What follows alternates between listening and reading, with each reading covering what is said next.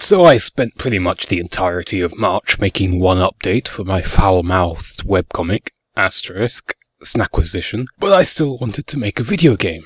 Fortunately, I have had a plan for years for if I want to make a game in a pitifully short amount of time. Enter the Rotating Squares games.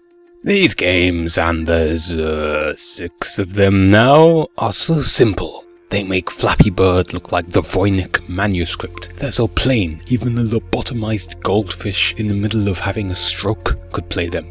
Here's how they work. You're the triangle, you want to get to the goal without touching the squares. Simplest game of all time, even a stillborn child can understand.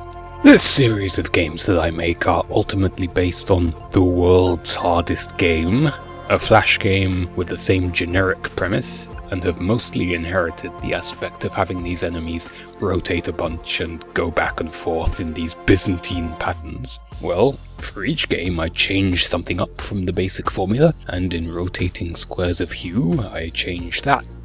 Gone are the pinwheels that spin without a care in the world. Cast aside are the squares bouncing back and forth to the shadow realm with this bullshit. Instead, we now have obstacles that react to the actions of the player. Behold, bars that rotate when you move. Feast your eyes upon turrets that shoot you. Gaze with awe upon this alternative bullshit. I think that what this changes is very little, to be honest. Maybe it's more interesting to speedrun such a game, because the behavior of the lethal labyrinth is tied to your own motion, but ultimately you're still navigating this convoluted obstacle course, where one wrong step gives you a one-way ticket straight to the afterlife. In reality, the main differentiating factor between this and the other 5 Rotating Squares games is the aesthetic. One has to be beyond pleased with the visual style in its context. It's got all the hallmarks of other Rotating Squares games, but applied in a completely different direction. Light background, dark foreground replaced with dark back. Light 4, the fiery particles in the back have become more subtle, but they are still fundamentally the same. Coolest part, of course, is the neon-y glowy effect, where many aspects are white, with a coloured halo around them. How do you do that?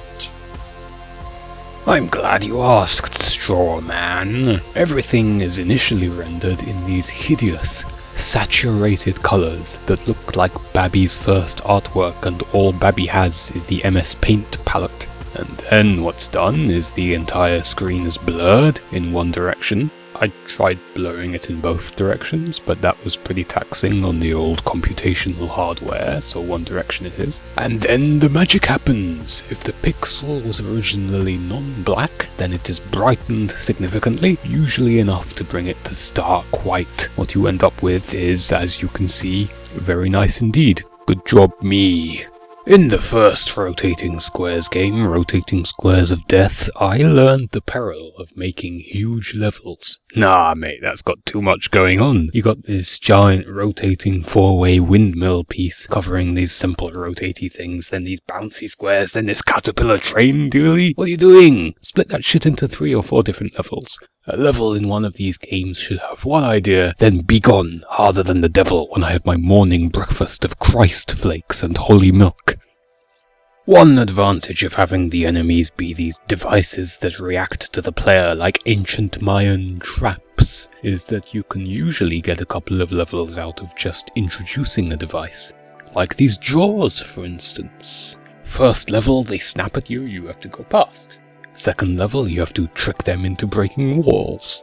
Pretty much every level has a single thing that you're doing, and you do it and then the level is done. Look at this one. You're dodging these retrograde bars while being shot at from above. Do it thrice in slightly different ways, then time for a new level. Something else is, when repeating obstacles within a level, I'm changing something between each iteration. You dodge these 3 times, yes, but the first time you're shot at once, second time twice, third time twice again, but you're going a different way. These levels are only on a 15x8 grid. I can't be wasting precious space by putting the exact same obstacle down multiple times. I'll also note that I'm writing this script in the middle of making the video game, and in writing that bit about level design I went back and realised that some of the existing levels are well naff, so I changed them for more visual and or mechanical interest. Hell, some of the levels don't even exist yet at the time of writing. Maybe the greatest video game level mankind has ever seen is already in this game as you're listening. Speaking of levels, when I'm making a smallish level-based game, like for a game jam, I like to have all the levels unlocked from the start. Way I see it, if there's no narrative, no potential for spoilers, then there's also no reason to forcibly ban people from playing level 4 unless they complete my level 3. When I unlock them, most people are just going to play them in order anyway, and to give people that sense of pride and accomplishment previously only accessible through unlocking things, I add to the level select screen some indication of what levels have been completed and which have not. You've won when all the levels turn green. This is the most English teacher kind of literary analysis kind of thing you'll hear all year. If the English teacher is a pseudo-intellectual making videos on YouTube and the literary analysis is instead game mechanic analysis. But these rotating bars are a great subversion of how this kind of game normally works. I've been basking all day in smug self-satisfaction at how great they are. So the difference is that in most games, such an obstacle would rotate continuously at a set rate.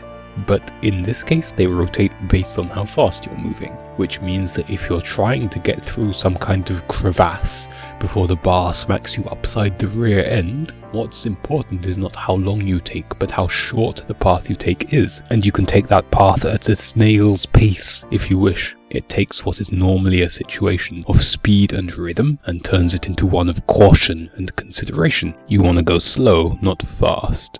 Ordinarily, I'd like to make the music myself, but like I said, I was running a little low on time, so I grabbed some of the music from Punch Deck, who is very generous with this kind of thing. I like to have a sort of serene tone for rotating Squares games, and I barely know how to make chiptunes, so there's no way I wasn't going to reap the good work of this kind-hearted individual. Wow, I can't believe I managed to talk about a video game I made for longer than it takes to play the entire game.